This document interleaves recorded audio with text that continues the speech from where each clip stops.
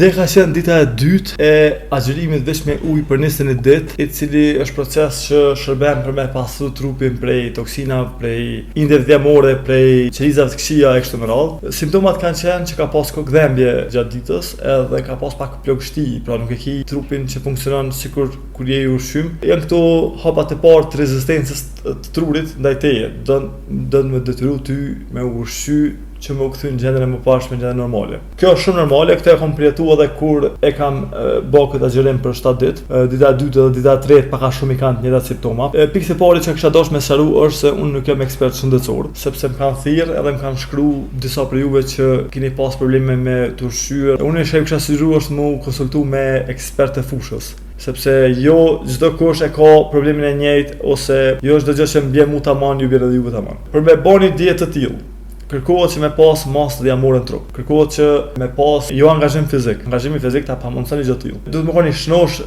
fizikisht që me mujt me ja dal deri në fund, sepse mund më të përkeqësu gjendja. Prandaj po ju them që mos e ndërmeni një proces i cili mund m'ja rreziku gjendjen nëse keni probleme të tilla. Më mirë është me shku te eksperta shëndetësor, edhe ata tregojnë sakt ku e ki problemin edhe e trajtoni përmes tyre. Unë personalisht jam përgatitur për këtë masë. Unë kam shtu peshë që më ardhi këtë ditë sepse mas 7 ditë që kam përmend videon e parë, është shtu masa dhe more çdo që kam konsumu ka shku në vjam. Edhe unë jam përgatitur që me mrit deri në 21 ditë se çfarë kam pas target. Unë çfarë do për trupit tem është që me dekompozu çdo gjë që kam trup edhe me përdor trupi jam me shndru në energji. Tjetra gjë që është më e rëndësishme për me, përmes kësaj metode unë po du me ul nivelin e insulinës në gjak, sepse sa herë të konsumojmë na ushqim, sidomos në mëngjes ose në drekë ose kurdo koft, rritet niveli i insulinës në trup. Sa herë të rritet insulina, ti nuk mundesh me hu peshë më. Për çfarë preferohet, është një studim cilin në videon e radhës do t'ja